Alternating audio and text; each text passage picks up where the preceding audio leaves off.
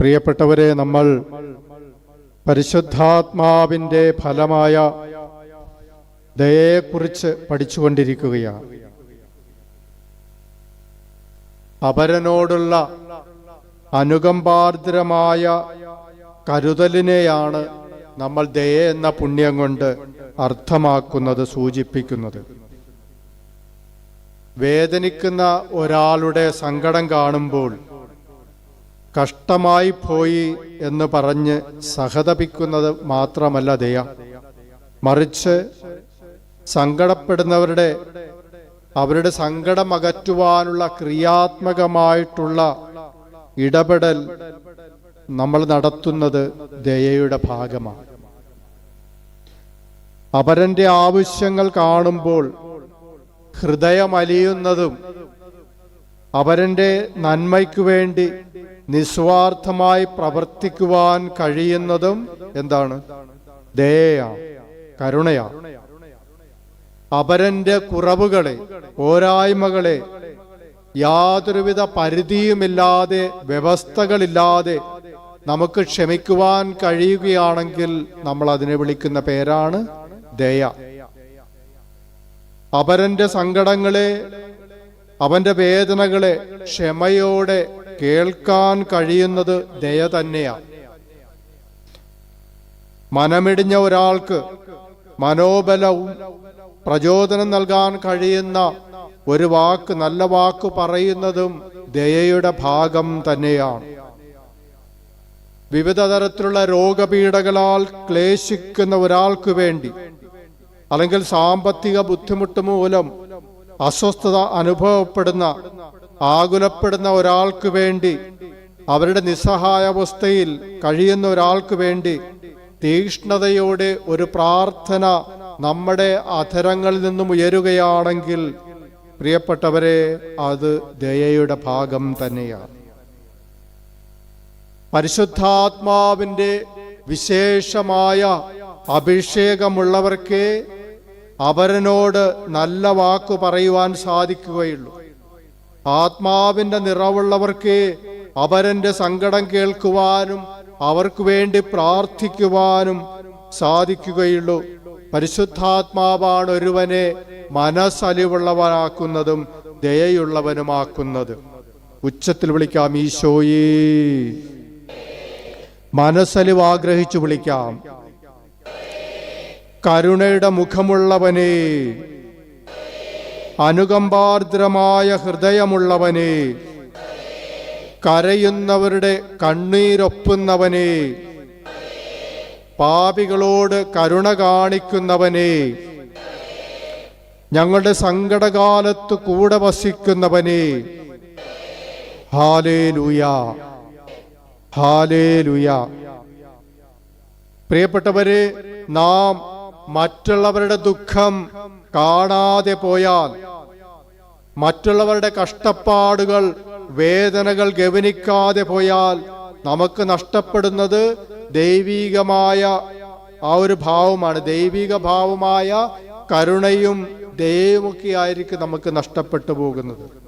മറിച്ച് നമ്മൾ മറ്റുള്ളവരുടെ വേദനയും ദുഃഖവും കണ്ട് മനസ്സലിഞ്ഞ് ദയയോടെ അവരോട് പെരുമാറുമ്പോൾ, ദയയോടെ അല്ലെങ്കിൽ അനുകമ്പയോടെ അവരോട് നമ്മൾ വർത്തിക്കുമ്പോൾ, നമ്മളിലെ ദൈവിക ഭാവത്തിനാണ് തിളക്കമേറുന്നത്.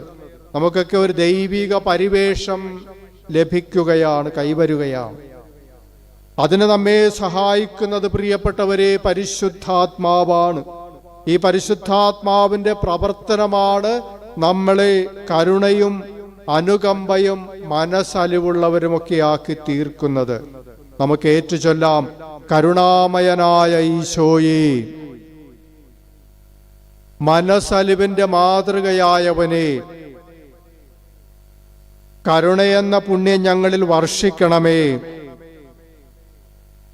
അനുകമ്പയോടെ പെരുമാറാൻ ഞങ്ങളെ പരിശീലിപ്പിക്കണമേ. ദൈവിക ഭാവങ്ങൾ ഞങ്ങളിൽ നിക്ഷേപിക്കണമേ. ഞങ്ങളെ ദയയുള്ളവരാക്കണമേ. ഹല്ലേലൂയ, ഹല്ലേലൂയ. പ്രിയപ്പെട്ടവരെ, നമ്മൾ കഴിഞ്ഞ ക്ലാസ്സിൽ ദയ എന്ന പുണ്യത്തിൻ്റെ ഏറ്റവും മികച്ച ആവിഷ്കാരമായ ഈശോ തന്നെ പഠിപ്പിച്ച നല്ല സമരിയാക്കാരൻ്റെ ഉപമയെക്കുറിച്ചാണ് നമ്മൾ പഠിച്ചത്, ധ്യാനിച്ചത്. മുറിവേറ്റു കിടക്കുന്ന ആ യഹൂദൻ ആ സമരിയാക്കാരൻ്റെ ആരുമല്ലായിരുന്നു. അവനെ സംബന്ധിച്ചിടത്തോളം ആ മുറിവേറ്റു കിടക്കുന്ന യഹൂദൻ അവന്റെ ശത്രുവായിരുന്നു. എന്നിട്ട് പോലും ആ സമരിയാക്കാരന്റെ മനസ്സലിവിന് യാതൊരുവിധ നിയന്ത്രണവുമില്ലായിരുന്നു. അവനിൽ നിന്നും പ്രവഹിച്ച ആ കരുണയുടെ നീരൊഴുക്കിന് യാതൊരു തടസ്സവുമില്ലായിരുന്നു. ഉള്ളിൽ കരുണയുടെ കനൽ വെളിച്ചം കെടാതെ സൂക്ഷിക്കുന്നവർക്ക് മാത്രമേ ഇതുപോലെ കരുണയോടെ പെരുമാറുവാനായിട്ട് സാധിക്കുകയുള്ളൂ. നല്ല സമരിയാക്കാരൻ യഹൂദനോട് ദയ കാണിച്ചതുപോലെ നമ്മുടെ ചുറ്റുപാടുമുള്ളവരോട് വാക്കിലും പ്രവൃത്തിയിലും ദയ കാണിക്കുമ്പോഴാണ് നമുക്കൊക്കെ ക്രിസ്തുവിന്റെ മനോഭാവം കൈവരുന്നത്. നമ്മളൊക്കെ ക്രിസ്തുവിന്റെ മനോഭാവമുള്ളവരായി ദയയുള്ള വ്യക്തികളായി തീരുന്നത് അപ്പോഴാണ്. ഈ ക്രിസ്തുവിനെ പോലെ ദയയുള്ളവരായി തീരാൻ നമ്മെ സഹായിക്കുന്ന ശക്തിയാണ് പരിശുദ്ധാത്മാവ്. ഈ ആത്മാവിന്റെ അഭിഷേകമില്ലാതെ പ്രിയപ്പെട്ടവരെ നമുക്കൊരിക്കലും ക്രിസ്തു മനോഭാവത്തിൽ വളരുവാനായിട്ട് സാധിക്കുകയില്ല. ഹല്ലേലൂയ, ഹല്ലേലൂയ. പ്രിയപ്പെട്ടവരെ, ഫാദർ ഡാമിയന്റെ ജീവിതകഥ നല്ല സമരിയാക്കാരന്റെ ഉപമയുടെ ജീവിക്കുന്ന ആവിഷ്കാരമാണ്. ആ മൊളോക്കോ ദ്വീപിൽ കുഷ്ഠരോഗികളായി കഴിയുന്നവരെ കണ്ട്, അവരുടെ അതിദാരുണമായ അവസ്ഥ കണ്ട് വിശുദ്ധനായ ആ വൈദികന്റെ ഫാദർ ഡാമിയന്റെ ഹൃദയമലിഞ്ഞു. ഒത്തിരിയേറെ കഷ്ടതകൾ സഹിച്ച അദ്ദേഹം അവരുടെ അടുക്കലേക്ക് ചെല്ലുകയും തൻ്റെ എല്ലാ സുഖസൗകര്യങ്ങളും വേണ്ട എന്ന് വെച്ച് അവയെല്ലാം ഉപേക്ഷിച്ചുകൊണ്ട് ആ പുണ്യവൈദികൻ അവരെ സ്നേഹപൂർവ്വം ശുശ്രൂഷിച്ചു. അവരെ ആത്മീയമായും ശാരീരികമായും സുഖപ്പെടുത്തുകയായിരുന്നു ആ വൈദികൻ ചെയ്തത്. അവരെല്ലാവരും ഉപേക്ഷിക്കപ്പെട്ടവരല്ല, അവരാർക്കും വേണ്ടാത്തവരല്ല, അവരൊരിക്കലും ഒറ്റപ്പെട്ടവരല്ല, മാറ്റി നിർത്തപ്പെട്ടവരല്ല, അവർ അനാഥരല്ല. അവരെ സ്നേഹിക്കുവാനും അവരെ കരുതുവാനും അവരെ ശുശ്രൂഷിക്കുവാനും ആരെങ്കിലുമൊക്കെ ഉണ്ടെന്നുള്ള ഒരു വേറിട്ട ചിന്തയിൽ ജീവിക്കുവാൻ അവരെ പ്രേരിപ്പിച്ച, അവരുടെ മനസ്സിന് മനോബലം നൽകിയ ഒരുവനായിരുന്നു ഫാദർ ഡാമിയൻ. ഒടുവിൽ പ്രിയപ്പെട്ടവരെ, തൻ്റെ ചങ്കിലെ ചോരയും നീരും മനുഷ്യകുലത്തിനു വേണ്ടി സമർപ്പിച്ച ക്രിസ്തുവിനെ പോലെ തൻ്റെ അവസാന ശ്വാസവും ആ കുഷ്ഠരോഗികൾക്ക് വേണ്ടി സമർപ്പിച്ച് ഫാദർ ഡാമിയൻ എന്ന നല്ല സമരിയാക്കാരൻ ഈ ലോകത്തു നിന്നും തൻ്റെ പിതാവിൻ്റെ ഭവനത്തിലേക്ക് യാത്രയാകുകയായിരുന്നു. പ്രിയപ്പെട്ടവരെ, പരിശുദ്ധാത്മാവിൻ്റെ അഭിഷേകമുള്ളവർക്ക്, പരിശുദ്ധാത്മാവിൻ്റെ അഗ്നി ഹൃദയത്തിൽ ജ്വലിക്കുന്നവർക്ക് മാത്രമേ ഫാദർ ഡാമിയനെ പോലെ സ്വയം മറന്ന് എല്ലാം ത്യജിച്ച് അവരിനോട് ദയ കാണിക്കുവാനായിട്ട് സാധിക്കുകയുള്ളൂ. പ്രിയപ്പെട്ടവരെ, ഇന്നും നമുക്കറിയാം, നമ്മുടെ ചുറ്റുപാടും പലരും രോഗികളെ പരിചരിക്കാറുണ്ട്. വിദേശ രാജ്യങ്ങളിൽ പ്രായമായവരെ ശുശ്രൂഷിക്കുവാനായിട്ട് പോകുന്നവരുണ്ട്. പക്ഷെ നമുക്കെന്തെങ്കിലും കിട്ടാൻ വേണ്ടിയാണ് നമ്മൾ അവിടെ പോകുന്നത്, അല്ലേ? എന്നാൽ പ്രിയപ്പെട്ടവരെ, ആ സമരിയാക്കാരൻ ശുശ്രൂഷിച്ച എന്തെങ്കിലും കിട്ടുന്നതിന് വേണ്ടിയിട്ടായിരുന്നു. അയാൾക്ക് എന്തെങ്കിലും ലാഭത്തിന് വേണ്ടിയായിരുന്നു അയാൾ തൻ്റെ വിലപ്പെട്ട സമയം ആ യഹൂദന് വേണ്ടി ചിലവഴിച്ചത്. ഒരു നന്ദി വാക്ക് പോലും പ്രതീക്ഷിക്കാതെ ആ സമരിയാക്കാരൻ കഥയിൽ നിന്നും സ്റ്റേജ് ഒഴിയുന്നതായിട്ടാണ് നമ്മൾ കാണുന്നത്. അയാൾ ഒഴിഞ്ഞു പോകുകയാണ്. ഫാദർ ഡാമിയൻ ആ കുഷ്ഠരോഗികളെ ശുശ്രൂഷിച്ചത് വല്ലതും പ്രതീക്ഷിച്ചിട്ടാണോ? മൊബൈൽ സെൽഫി എടുക്കുന്നതിന് വേണ്ടിയിട്ടാണോ? റീൽസ് പബ്ലിഷ് ചെയ്യുന്നതിന് വേണ്ടിയാണോ? പത്രത്തിൽ പടാൻ വരുന്നതിന് വേണ്ടിയിട്ടാണോ? അല്ലെങ്കിൽ വിശുദ്ധനാകുന്നതിന് വേണ്ടിയിട്ട് ആഗ്രഹിച്ചിട്ടാണോ? ഒന്നുമല്ല. പക്ഷേ അദ്ദേഹം ചെയ്ത ആ കാരുണ്യ പ്രവർത്തികളെ തേടി അദ്ദേഹം ചെയ്ത സമാനതകളില്ലാത്ത ദീനാനുകമ്പയുടെ ശുശ്രൂഷകളെ തേടി വിശുദ്ധ പദവി എത്തുകയായിരുന്നു. പ്രിയപ്പെട്ടവരെ, ഈശോയെ പോലെ യാതൊരു പ്രതിഫലവും പ്രതീക്ഷിക്കാതെ, സ്വന്തം ലാഭവും നേട്ടവും അന്വേഷിക്കാതെ അവരിന് നന്മ ചെയ്യുന്നവരായി മാറണമെങ്കിൽ അങ്ങനെ പരിശ്രമിക്കുകയും പ്രാർത്ഥിക്കുകയും ചെയ്യേണ്ട നമ്മുടെ കടമയാണെന്ന് നമ്മൾ തിരിച്ചറിയേണ്ടതാണ്. അത് നമ്മുടെ മുമ്പിൽ സ്വർഗം തുറക്കുന്നതിനും നമ്മുടെ തന്നെ മോക്ഷപ്രാപ്തിക്ക് കാരണമാകുമെന്നും നമ്മൾ തിരിച്ചറിയേണ്ടതാണ്. ഹല്ലേലൂയാ, ഹല്ലേലൂയാ. സ്നേഹം നിറഞ്ഞവരെ, നമ്മൾ ഇന്ന് ധ്യാനിക്കാൻ പോകുന്നത് തൻ്റെ അടുക്കലെത്തിയവരോട് ഈശോ എങ്ങനെയാണ് കരുണ കാണിച്ചത് എന്നതിനെ കുറിച്ചാണ്. അനുകമ്പയോടെ ഒരാളെ കേൾക്കാൻ കഴിയുന്നത് ദയയാണ്. കേൾക്കാൻ കഴിയുക എന്ന് പറയുന്നത് ഒരു വിശേഷ പുണ്യമാണ്. ഇന്ന് നമ്മുടെ ചുറ്റുപാടും അപരനെ, മറ്റുള്ളവരെ കേൾക്കുക എന്നുള്ള ആ ഒരു പുണ്യത്തിന് ഭംഗം വന്നുകൊണ്ടിരിക്കുകയാണ്. കാലഹരണപ്പെട്ടുകൊണ്ടിരിക്കുന്ന ഒരു പുണ്യമായിട്ട് മാറിയിരിക്കുകയാണ് അന്യരെ ശ്രവിക്കുക എന്നുള്ളത്. ഈശോ ദയയോടെ കേട്ടതിൻ്റെ ഹൃദയസ്പർശിയായ ഒരു ഉദാഹരണമാണ് ജൈറോസിന്റെ യാചനാ പ്രാർത്ഥനയും അയാളുടെ വീട്ടിൽ നടന്ന ആ വലിയ അത്ഭുതവും. മർക്കോസിന്റെ സുവിശേഷം 5-ാം അധ്യായം 21 മുതൽ 24 വരെയുള്ള തിരുവചനങ്ങളിൽ നമ്മൾ വായിക്കുന്നു. യേശു വീണ്ടും വഞ്ചിയിൽ മറുകരയെത്തിയപ്പോൾ ഒരു വലിയ ജനക്കൂട്ടം അവന് ചുറ്റും കൂടി. അവൻ കടൽ തീരത്ത് നിൽക്കുകയായിരുന്നു. അപ്പോൾ സിനഗോഗ് അധികാരികളിൽ ഒരുവനായ ജൈറോസ് അവിടെ വന്നു. അവൻ യേശുവിനെ കണ്ട് കാൽക്കൽ വീണ് അപേക്ഷിച്ചു, എൻ്റെ കൊച്ചുമകൾ മരിക്കാറായി കിടക്കുന്നു. അങ്ങ് വന്ന് അവളുടെ മേൽ കൈകൾ വെച്ച് രോഗം മാറ്റി അവളെ ജീവിപ്പിക്കണമേ. യേശു അവന്റെ കൂടെ പോകുകയാണ്. അവൻ യേശുവിന്റെ കാൽക്കൽ വീണ് അപേക്ഷിച്ചപ്പോൾ അവന്റെ യാചനാസ്വരം കേൾക്കുവാനായിട്ട് ഈശോയ്ക്ക് നല്ലൊരു കാതുണ്ടായിരുന്നു. പ്രിയപ്പെട്ടവരെ, തന്റെ കാൽക്കൽ വീണ് കിടക്കുന്ന, തന്നോട് യാചിക്കുന്ന ജൈറോസിന്റെ പ്രാർത്ഥനാസ്വരം ഈശോയുടെ ഹൃദയത്തെ സ്പർശിച്ചു. ജൈറോസിന്റെ പ്രാർത്ഥനയെ ഈശോ കരുണയോടെ കേൾക്കുകയാണ്. അവന്റെ കൂടെ പോകുവാനായിട്ട് ഈശോ തീരുമാനിച്ചിറങ്ങുകയാണ്. ജൈറോസിന്റെ വീട്ടിലേക്കുള്ള യാത്രാദൂരവും യാത്രാക്ലേശവും ഈശോയെ സംബന്ധിച്ചിടത്തോളം ഒരു പ്രശ്നമാകുന്നില്ല. ഈശോ ജൈറോസിനോടൊപ്പം യാത്ര ചെയ്യുമ്പോൾ ഇതാ മറ്റൊരു വാർത്ത എത്തുകയാണ്. എന്താണ് ആ വാർത്ത? ജൈറോസിന്റെ മകൾ ഇതാ മരിച്ചു കഴിഞ്ഞിരിക്കുന്നു. പക്ഷേ ഈശോ ജൈറോസിനോട് പറയുകയാണ്, വിശ്വസിക്കുക മാത്രം ചെയ്യുക, വിശ്വസിക്കുക മാത്രം ചെയ്യുക. കുട്ടി മരിച്ചിട്ടില്ല, ഉറങ്ങുകയാണെന്ന് യേശു പറയുമ്പോൾ അവിടെ ചുറ്റും കൂടിയിരുന്നവൾ അവനെ പരിഹസിക്കുകയാണ്. എന്നാൽ ആളുകളുടെ പരിഹാസം ചെയ്യാനുറപ്പിച്ച നന്മയിൽ നിന്ന് ഈശോയെ പിന്തിരിപ്പിക്കുന്നില്ല. ഈശോയുടെ കാതുകളിൽ അപ്പോഴും മുഴങ്ങി നിന്നത് എൻ്റെ മകളെ രക്ഷിക്കണമേ എന്നുള്ള ആ ജൈറോസിന്റെ വിലാപം മാത്രമായിരുന്നു. ഈശോ ആ ബാലികയെ കിടത്തിയിരുന്ന മുറിക്കകത്ത് പ്രവേശിക്കുകയും അവളെ കൈക്ക് പിടിച്ചെഴുന്നേൽപ്പിക്കുകയും ജീവനിലേക്ക് തിരിച്ചു കൊണ്ടുവരികയും ചെയ്യുന്നു.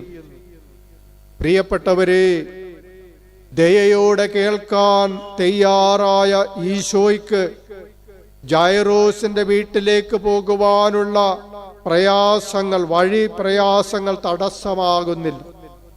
കുഞ്ഞു മരിച്ചുപോയി എന്നുള്ള വാർത്ത ഒരിക്കലും തടസ്സമാകുന്നില്ല. ആൾക്കാരുടെ പരിഹാസം തടസ്സമാകുന്നില്ല. ഇതൊന്നും ഈശോയെ ചെയ്യുവാൻ ഉദ്ദേശിച്ച നന്മയിൽ നിന്ന് പിന്തിരിപ്പിക്കുന്നില്ല. ഏതു പ്രതിസന്ധികൾക്കിടയിലും അപരനെ ദയയോടെ കേൾക്കാനും അവർക്ക് നന്മ ചെയ്യാനും പ്രിയപ്പെട്ടവരെ കഴിയണമെങ്കിൽ നമ്മൾ പരിശുദ്ധാത്മാവിനാൽ വീണ്ടും ജനിച്ചവരാകണം. നമ്മൾ പരിശുദ്ധാത്മാവിൽ സ്നാനമേറ്റവരാകണം. ഹല്ലേലൂയ, ഹല്ലേലൂയ. പ്രിയപ്പെട്ടവരെ, ചോദിച്ചോട്ടെ, ഒരാളോട് ദയ കാണിക്കുന്നതിന് നിങ്ങളുടെ കാര്യപരിപാടികൾ മാറ്റിവെച്ച് അയാളോടൊപ്പം യാത്ര ചെയ്യുന്നതിന് നിങ്ങളിൽ എത്ര പേർ തയ്യാറാകും? നിങ്ങൾക്കിനി ഒന്നും ചെയ്യാനില്ല, എല്ലാം തീർന്നുവെന്ന് ജനം വിധിയെഴുതുമ്പോൾ നിങ്ങൾ വിശ്വാസത്തോടെ മുന്നോട്ട് പോകുമോ? നിങ്ങളുടെ വാക്കുകളെയും നിങ്ങളുടെ സാന്നിധ്യത്തെയും ആളുകൾ തള്ളിക്കളയുകയും പരിഹസിക്കുകയും നിങ്ങൾ വിമർശിക്കുകയും ചെയ്യുമ്പോൾ പോലും ത്യാഗത്തോടെ ദയ കാണിച്ചുകൊണ്ട് അവസാനം വരെ നിങ്ങൾ വേദനിക്കുന്നവരുടെ കൂടെ, നിങ്ങളുടെ പ്രിയപ്പെട്ടവരുടെ കൂടെ നിങ്ങൾ നിൽക്കുമോ? പ്രിയപ്പെട്ടവരെ, അവസാനം വരെ എന്തൊക്കെ വിമർശനങ്ങളുണ്ടായാലും, ഏതൊക്കെ തന്നെ പ്രതിസന്ധികളുണ്ടായാലും, പരിഹസിക്കപ്പെടേണ്ടി വന്നാൽ പോലും വേദനിക്കുന്നവരുടെ ദുരിതം അനുഭവിക്കുന്നവരുടെ വേദനകൾ കേട്ട് അവരുടെ കൂടെ നിൽക്കാനും അവർക്ക് വേണ്ടത് ചെയ്യുവാനുമുള്ള നമ്മുടെ ഹൃദയത്തിന്റെ തീരുമാനമാണ് ദയ എന്ന് പറയുന്നത്. അല്ലാതെ ഒരു പ്രതിസന്ധി നേരിടുമ്പോൾ ആൾക്കാർ നമ്മളെ പരിഹസിക്കുമ്പോൾ ഇട്ടെറിഞ്ഞു പോകുന്നതല്ല ദയ. പ്രിയപ്പെട്ടവരെ, ഈശോയ്ക്കുണ്ടായിരുന്നത് പോലെ ദയയുള്ള കാതുകൾ ഉണ്ടായാലേ നമുക്ക് മറ്റുള്ളവരെ ദയയോടെ അനുകമ്പയോടെ കേൾക്കാനും അവർക്ക് സങ്കടമുക്തി വരുത്തുവാനും സാധിക്കുകയുള്ളൂ. ആരെയും കേൾക്കാൻ തയ്യാറല്ലാത്ത വിധം കാതുകൾ അടഞ്ഞുപോയ ഇന്നിന്റെ ലോകത്താണ് പ്രിയപ്പെട്ടവരെ നമ്മളൊക്കെ ജീവിക്കുന്നത്. അപരനെ അനുകമ്പയോടെ കേൾക്കാൻ തക്കവിധം ക്രിസ്തുവിൻ്റേതുപോലെ തുറവിയുള്ള കാതുകൾ പരിശുദ്ധാത്മാവ് നമുക്ക് പ്രദാനം ചെയ്യട്ടെ. ഉച്ചത്തിൽ വിളിക്കാം, ഈശോയേ ഞങ്ങളെ ദയയുള്ളവരാക്കണമേ. അപരന്റെ സങ്കടങ്ങൾ കേൾക്കാൻ ദയയുള്ള കാതുകൾ തരണമേ. വേദനിക്കുന്നവരുടെ സങ്കടമകറ്റാൻ ശക്തി നൽകണമേ. ഹല്ലേലൂയ, ഹല്ലേലൂയ. പ്രിയപ്പെട്ടവരെ, ഈശോ കരുണയോടെ കേട്ടതിൻ്റെ മനസ്സിൽ മായാതെ നിൽക്കുന്ന മനോഹരമായ മറ്റൊരു ഉദാഹരണമാണ് അന്ധനായ ബർത്തിമേയൂസിന്റെ കഥ. നമുക്ക് ഈ കഥ അറിയാവുന്നതാണ്. വലിയൊരു ജനാവലിയോടുകൂടെ ഈശോ ജെറീക്കയിലൂടെ കടന്നു പോകുകയായിരുന്നു. ഈശോയാണ് കടന്നു പോകുന്നതെന്നറിഞ്ഞപ്പോൾ അന്ധനായ വഴിയരികിലിരുന്ന ആ യാചകൻ ബർത്തിമേയൂസ് ഇങ്ങനെ വിളിച്ചു പറഞ്ഞു, ദാവീദിന്റെ പുത്രനായ യേശുവേ, എന്നിൽ കനിയേണമേ. പ്രിയപ്പെട്ടവരെ, വലിയ ഒരു ജനാവലിയുടെ ആരവത്തിന്റെ മധ്യത്തിൽ നിൽക്കുമ്പോഴും ആ പാവപ്പെട്ട അന്ധയാചകന്റെ പ്രാർത്ഥനയുടെ സ്വരം ഈശോയുടെ ചെവികളിലെത്തി എന്നുള്ളതാണ്. കടന്നുപോകുന്ന യേശുവിനെ പിടിച്ചു നിർത്തുവാനുള്ള ശക്തി അവന്റെ ആ പ്രാർത്ഥനയ്ക്കുണ്ടായിരുന്നു, അവന്റെ ആ യാചനയ്ക്കുണ്ടായിരുന്നു. ഈശോ അവനെ തൻ്റെ അടുക്കലേക്ക് വിളിച്ചു വരുത്തുകയും അവന് പറയാനുള്ളത് ദയയോടെ ശ്രവിക്കുകയും ചെയ്യുന്നു. ഞാൻ നിനക്ക് വേണ്ടി എന്താണ് ചെയ്യേണ്ടതെന്ന് യേശു അവനോട് ചോദിച്ചപ്പോൾ അവൻ പറഞ്ഞു, എനിക്ക് കാഴ്ച വീണ്ടും കിട്ടണം. അവന് രണ്ടാമതൊന്നും ആലോചിക്കേണ്ടി വന്നില്ല. ഈശോ പറഞ്ഞു, നിന്റെ വിശ്വാസം നിന്നെ രക്ഷിച്ചിരിക്കുന്നു. അങ്ങനെ പ്രിയപ്പെട്ടവരെ, അവന് കാഴ്ച വീണ്ടും കിട്ടുകയും അവൻ ഈശോയെ അനുഗമിക്കുകയും ചെയ്യുകയാണ്. ഈ സുവിശേഷ ഭാഗത്ത് നമ്മൾ ധ്യാനിക്കുന്നത് വീണ്ടും ഒരു പാവപ്പെട്ടവന്റെ ദീനരോധനം കേൾക്കുന്ന ദയ നിറഞ്ഞ കാതുകളുള്ള ഈശോയെയാണ്. ചുറ്റുപാടും ആയിരങ്ങൾ നിൽക്കുമ്പോഴും ആർപ്പുവിളികളുടെ നടുവിലായിരിക്കുമ്പോഴും ഈശോയ്ക്ക് ആ പാവപ്പെട്ട മനുഷ്യന്റെ അവന്റെ മനസ്സിന്റെ തേങ്ങലുകൾ കേൾക്കുവാൻ കഴിയുമായിരുന്നു. കാരണം ഈശോയുടെ ഉള്ളു നിറയെ പരിശുദ്ധാത്മാവിന്റെ അഭിഷേകമായിരുന്നു. അതുകൊണ്ടാണ് ആഗ്രഹിച്ചതുപോലെ, ആ അന്ധയാചകൻ ആഗ്രഹിച്ചതുപോലെ ഈശോയ്ക്ക് ആ ഒരു നന്മ ചെയ്തു കൊടുക്കുവാനായിട്ട് കഴിഞ്ഞത്. പ്രിയപ്പെട്ടവരെ ഓർക്കുക, അവരന്റെ നിലവിളി കേൾക്കാൻ, അവന്റെ സങ്കടങ്ങളോട് പ്രത്യുത്തരിക്കുവാൻ, അവയ്ക്ക് വേണ്ട പരിഹാരം കണ്ടെത്തി കൊടുക്കുവാൻ ഒരുവനെ ശക്തിപ്പെടുത്തുന്ന, സഹായിക്കുന്നത് പരിശുദ്ധാത്മാവാണ്. പരിശുദ്ധാത്മാവിന്റെ ഫലമായ ദയ എന്ന പുണ്യമാണ്. അവരിനെ ദയോടെ കേൾക്കുന്ന ഈശോ, അവരിന് നന്മ ചെയ്യുന്ന ഈശോ നമുക്കെല്ലാവർക്കും ഒരു പ്രചോദനമാണ്, അനുകരിക്കാൻ പറ്റുന്ന മാതൃകയാണ്. Hallelujah, hallelujah. സ്നേഹം നിറഞ്ഞവരെ, 2018 അനേകം പേരുടെ മരണത്തിനിടയാക്കിയ മഹാപ്രളയത്തിന്റെ കെടാത്ത ഓർമ്മകൾ നമ്മുടെയൊക്കെ മനസ്സിൽ ഇപ്പോഴും ഉണ്ടാകും. ദിവസങ്ങളും ആഴ്ചകളും നിൽക്കാതെ പെയ്ത പെരുമഴ, ജലാശയങ്ങളും ജലസംഭരണികളും നിറഞ്ഞു കവിഞ്ഞൊഴുകി ആയിരക്കണക്കിന് വീടുകളിലേക്ക് പ്രളയജലം ഇരച്ചു കയറി യാതൊരുവിധ അടയാളവും അവശേഷിപ്പിക്കാത്ത വിധത്തിൽ പലർക്കും അവരുടെ വീടും സ്ഥലവുമൊക്കെ നഷ്ടപ്പെട്ടു. 10,000-കണക്കിന് ആളുകൾ പുറത്തു കടക്കാനാവാത്ത വിധം ഞങ്ങളെ രക്ഷിക്കണമേ എന്ന് നിലവിളിച്ചുകൊണ്ടിരിക്കുന്ന ഒരു സമയം. വിഴിഞ്ഞത്തുള്ള മത്സ്യത്തൊഴിലാളികളുടെ വീടുകളിലേക്ക് വികാരിയച്ഛന്റെ ഒരു ഫോൺ കോൾ എത്തുകയാണ്. നമ്മുടെ സഹോദരങ്ങളായ 10,000-കണക്കിന് മക്കൾ മരണത്തെ മുഖാമുഖം കണ്ട് സഹായത്തിനായി നിലവിളിച്ചുകൊണ്ടിരിക്കുന്നു. നമുക്ക് വള്ളങ്ങളുമായി അവരുടെ പക്കലേക്ക് പോകാം, അവരെ സുരക്ഷിതമായ സങ്കേതങ്ങളിൽ എത്തിക്കുവാനായിട്ട് നമ്മെ ദൈവം വിളിക്കുകയാണ്. പ്രിയപ്പെട്ടവരെ, ആ മത്സ്യത്തൊഴിലാളികൾ തങ്ങളുടെ മറ്റെല്ലാ കാര്യങ്ങളും മാറ്റിവെച്ച് തങ്ങളുടെ ജീവനെ പോലും മറന്നുകൊണ്ട് ഒരു ദിശാബോധവുമില്ലാതെ കുത്തിയൊലിച്ചൊഴുകുന്ന ആ പെരുവെള്ളപ്പാച്ചിലേക്ക് അവർ തങ്ങളുടെ യാനങ്ങൾ ഇറക്കുകയും കയ്യും മെയ്യും മറന്നാഞ്ഞു തുഴഞ്ഞ് വീടുകളിൽ കുടുങ്ങിക്കിടന്നവരുടെ അടുക്കലേക്ക് എത്തിച്ചേരുകയും അവരെ വള്ളത്തിൽ കയറ്റി സുരക്ഷിതമായ സ്ഥലങ്ങളിൽ എത്തിക്കുകയും ചെയ്തു. അങ്ങനെ ആയിരക്കണക്കിന് മക്കളാണ് അവരുടെ വീരോചിതമായ ഇടപെടലിലൂടെ ഇന്നും ജീവനോടെ ഇരിക്കുന്നത്. ഇന്നും ശ്വാസമടക്കി പിടിച്ചുകൊണ്ട് മാത്രമേ ഈ രക്ഷാപ്രവർത്തനത്തെ കുറിച്ച് നമുക്ക് ഓർമ്മിക്കുവാനായിട്ടാവൂ. ഒരിക്കലും ചൂടുമാറാത്തൊരു വാർത്തയായി, മറക്കാനാവാത്ത ഒരു സംഭവമായി അവ ചരിത്രത്തിന്റെ രേഖകളിൽ സ്ഥാനം പിടിച്ചിരിക്കുന്നു. പ്രിയപ്പെട്ടവരെ, അപരന്റെ നിലവിളി കേൾക്കണമെങ്കിൽ ക്രിസ്തുവിന്റെ കാതുകൾ പോലെ കേൾക്കുവാനുള്ള ദയയുള്ള കാതുകൾ ഉണ്ടാകണം. സ്വയം മറന്ന് പ്രവർത്തിക്കുവാനുള്ള ദയയുള്ള മനസ്സലിവുള്ള ഹൃദയമുണ്ടാകണം.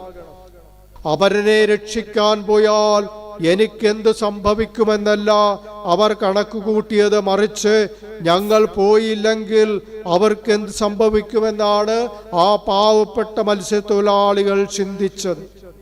ഈ ഒരു വിലപ്പെട്ട ചിന്തയാണ് അവരെ സമാനതകളില്ലാത്ത വലിയൊരു രക്ഷാപ്രവർത്തനത്തിലേക്ക് നയിച്ചത്.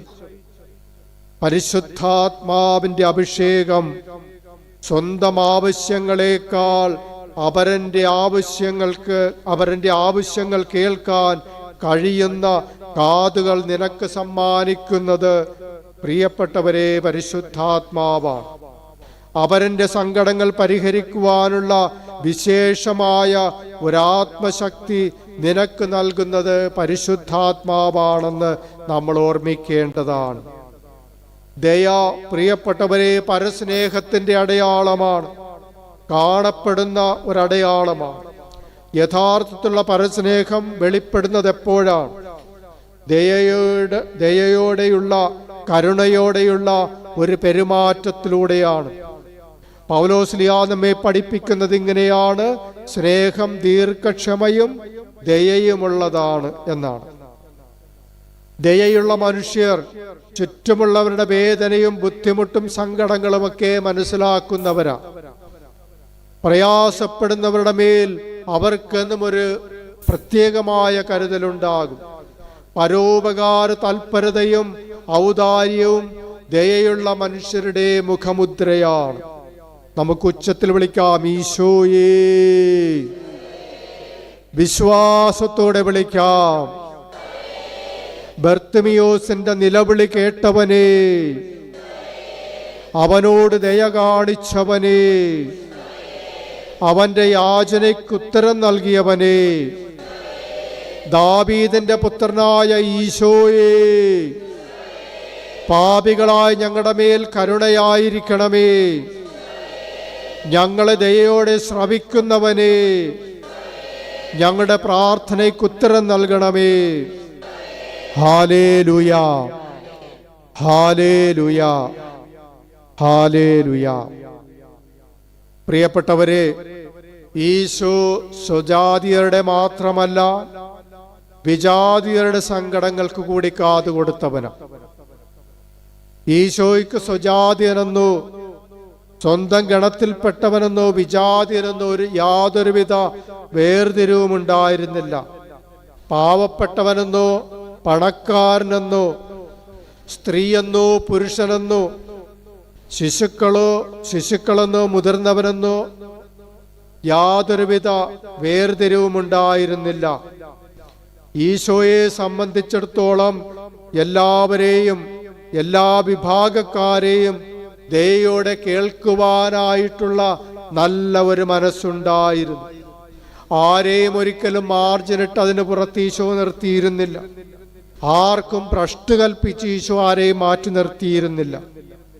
അവന്റെ അതിരുകളില്ലാത്ത, അവന്റെ അളവുകളില്ലാത്ത ദയയും കരുണയും എല്ലാവരിലേക്കും ഒഴുകിയെത്തുന്ന ഒരു പുഴ പോലെയായിരുന്നു.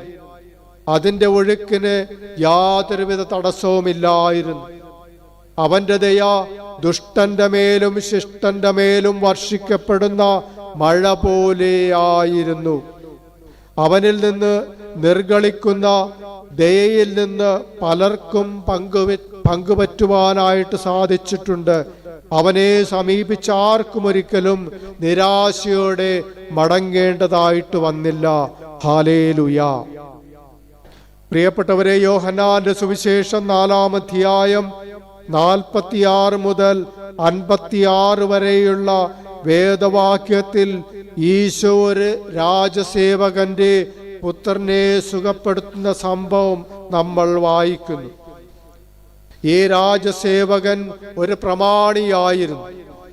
അയാൾ ഉയർന്ന ഒരു ഉന്നത പദവിയുള്ള വ്യക്തികളും ഈ ഹെറോദ് അന്തിപ്പാസ് രാജാവിന്റെ വിശ്വസ്ത സേവകരിൽ ഒരാളുമായിരുന്നു. അയാളൊരു വിജാതീയനുമായിരുന്നു. യഹൂദ ജനത്തെ കീഴ്പ്പെടുത്തി ഭരണം നടത്തിക്കൊണ്ടിരുന്ന റോമൻ സൈന്യത്തിലെ ഒരു സൈന്യാധിപനായിരുന്നതിനാൽ, ഒരു അംഗമായിരുന്നതിനാൽ യഹൂദർക്ക് അവനൊരു ശത്രുവായിരുന്നു. അങ്ങനെയുള്ള ഒരാളെയാണ് പ്രിയപ്പെട്ടവരെ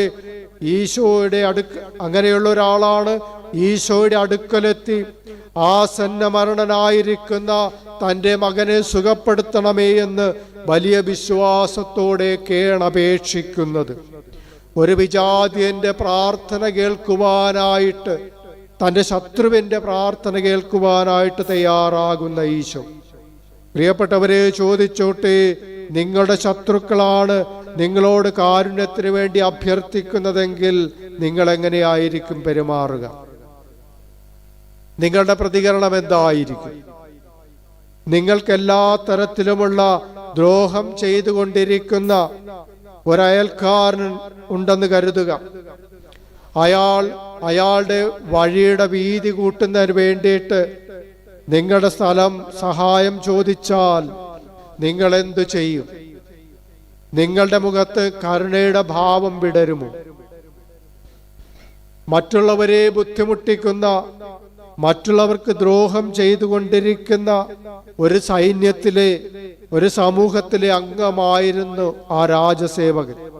പക്ഷേ ഈശോയുടെ കരുണ, ഈശോയുടെ ദയ അയാളിലേക്ക് ഒഴുകിയെത്തുകയാണ്. ഈശോ അയാളോട് പറഞ്ഞു, പൊയ്ക്കൊള്ളുക, നിന്റെ മകൻ ജീവിക്കും. പിന്നീട് നമ്മൾ വചനത്തിൽ വായിക്കുന്നു, നിന്റെ മകൻ ജീവിക്കുമെന്ന് ഈശോ പറഞ്ഞ ആ 7-ാം മണിക്കൂറിൽ തന്നെ അയാളുടെ മകൻ സുഖം പ്രാപിച്ചുവെന്ന്. ഈശോയുടെ ആ കാരുണ്യത്തിന്റെ പ്രവൃത്തി ആ വിജാതീയ കുടുംബം മുഴുവൻ ഈശോയിൽ വിശ്വസിക്കുവാനായിട്ട് കാരണമാകുകയാണ്. ഹല്ലേലൂയ, ഹല്ലേലൂയ, ഹല്ലേലൂയ.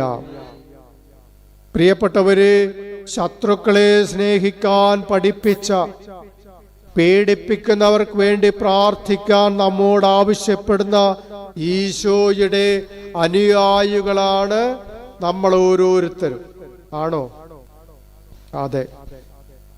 നമ്മളെ ദ്രോഹിക്കുന്നവരിലേക്ക് നമ്മുടെ ഹൃദയത്തിൽ നിന്ന് കരുണാപ്രവാഹമുണ്ടാകണമെങ്കിൽ, നമുക്ക് തിന്മ ചെയ്യുന്നവരിലേക്ക്, നമ്മെ പീഡിപ്പിക്കുന്നവരിലേക്ക് പരിശുദ്ധാത്മാവിന്റെ ഫലമായ ദയ പരന്നൊഴുകണമെങ്കിൽ, പ്രിയപ്പെട്ടവരെ, നമുക്ക് തീർച്ചയായും ഒരു പരിശുദ്ധാത്മാ അഭിഷേകമുണ്ടായേ തീരൂ. പരിശുദ്ധാത്മാവിൽ വീണ്ടും ജനിക്കുന്നവർക്ക് മാത്രമേ ഈശോ ദയ കാണിച്ചതുപോലെ ശത്രുക്കളോട് പോലും ദയ കാണിക്കുവാനും, ഈശോ ശ്രവിച്ചതുപോലെ അവരെ ശ്രവിക്കുവാനും അവർക്ക് സങ്കടമുക്തി വരുത്തുവാനും സാധിക്കുകയുള്ളൂ. Hallelujah, hallelujah. നമുക്കൊരുമിച്ച് ഏറ്റുചൊല്ലാം, പരിശുദ്ധാത്മാവായ ദൈവമേ, ഞങ്ങളിൽ വന്നു നിറയണമേ. ഞങ്ങളുടെ ഹൃദയത്തെ ഈശോയുടെ ഹൃദയം പോലെ ആക്കണമേ. ശത്രുക്കളോട് ദയ കാണിക്കുവാനുള്ള അഭിഷേകം നൽകണമേ. തിന്മ ചെയ്യുന്നവർക്ക് വേണ്ടി പ്രാർത്ഥിക്കുവാനുള്ള നല്ല മനസ്സ് തരണമേ. മനസ്സലിവുള്ള ഹൃദയം നൽകണമേ. ഞങ്ങളെ രൂപപ്പെടുത്തണമേ. ഹല്ലേലൂയ, ഹല്ലേലൂയ. പ്രിയപ്പെട്ടവരെ, നമുക്ക് കണ്ണുകളടക്കാം. പരിശുദ്ധാത്മാവിന്റെ അഭിഷേകത്തിനു വേണ്ടി നമുക്ക് ദാഹിച്ച് പ്രാർത്ഥിക്കാം. ആത്മാവാണ് നമ്മെ രൂപപ്പെടുത്തുന്നത്. നമ്മളിൽ ദയെന്ന ഈശോയുടെ ആ മനോഭാവം നമ്മളിൽ നിക്ഷേപിച്ച് നമ്മളെ മറ്റുള്ളവർക്ക് നന്മയുള്ളവരായി രൂപപ്പെടുത്തി എടുക്കുന്നത് പരിശുദ്ധാത്മാവാണ്. ഈ പരിശുദ്ധാത്മാവിന്റെ അഭിഷേകമില്ലാതെ, ആവാസമില്ലാതെ നമുക്കൊരിക്കലും ദയയുള്ള മനസ്സലിവുള്ള വ്യക്തികളായിട്ട് മാറുവാൻ സാധിക്കുകയില്ല. ഈശോ കരുണാമയനാണ്, കരുണാസാഗരനാണ്. ഈശോയുടെ കരുണ നമ്മളിലേക്ക് പരന്നിറങ്ങി ഒഴുകുവാനായിട്ട് നമുക്ക് ആഗ്രഹിച്ച് പ്രാർത്ഥിക്കാം. ഇരുകരങ്ങളും ഉയർത്തി നമുക്ക് സ്തുതിക്കാം. ഹല്ലേലൂയ, ഹല്ലേലൂയ, ഹല്ലേലൂയ. യേശുവേ സ്തോത്രം, യേശുവേ നന്ദി, യേശുവേ ആരാധന. കരുണാമയനായ കർത്താവേ, ഞങ്ങളിലേക്ക് കരുണ വർഷിക്കണമേ. ഞങ്ങളങ്ങേ പൂർണ്ണ ഹൃദയത്തോട് സ്തുതിച്ച് മഹത്വപ്പെടുത്തുന്നു. ഞങ്ങളിലെ കുറവ് പരിഹരിച്ചു തരണമേ. Hallelujah, hallelujah.